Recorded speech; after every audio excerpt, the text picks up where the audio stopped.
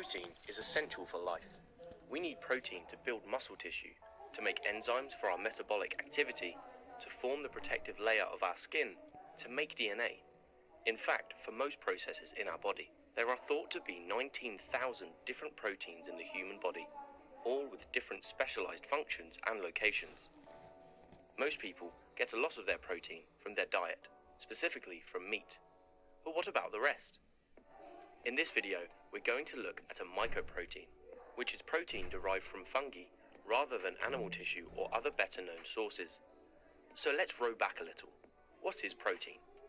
A protein is a molecule made from individual subunits called amino acids.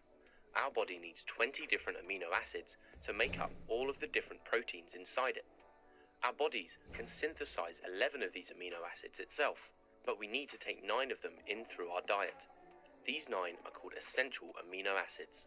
So we consume proteins in our diets, which contain different combinations of amino acids. They are broken down into amino acids, and then our body can make all the proteins it needs to function. Animal products, like meat, poultry and eggs, have high levels of protein and a mixture of different amino acids. And so people who choose to eat these products are able to meet their protein intake requirements.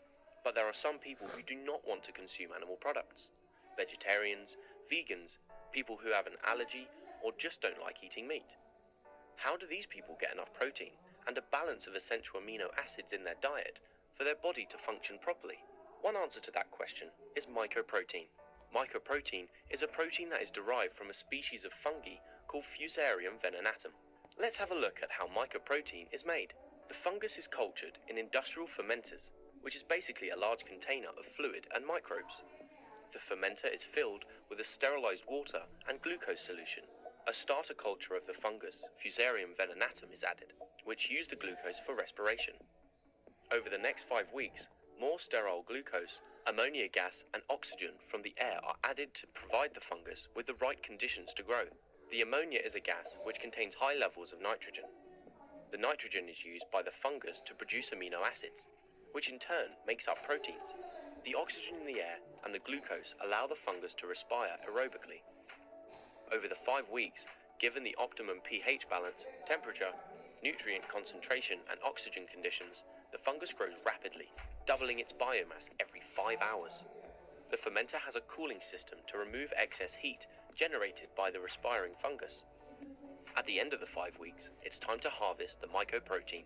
Before it can be used to make different kinds of food, the mycoprotein has to be heated up to 65 degrees to remove nucleic acid. The nucleic acid is removed because too much of it can cause problems for people with gout. The product is then dried to remove the water and chilled, and voila, we have mycoprotein.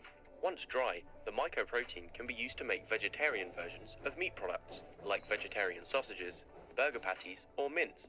Mycoprotein supplies all the essential amino acids that humans need to make proteins.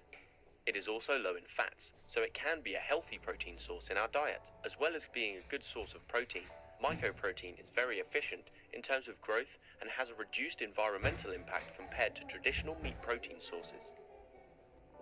As mycoprotein is grown in fermenters with controlled conditions, it can be grown in a laboratory anywhere in 5 weeks. And that's it. Easy-made mycoprotein can be a valuable source of amino acids that the body needs to make all kinds of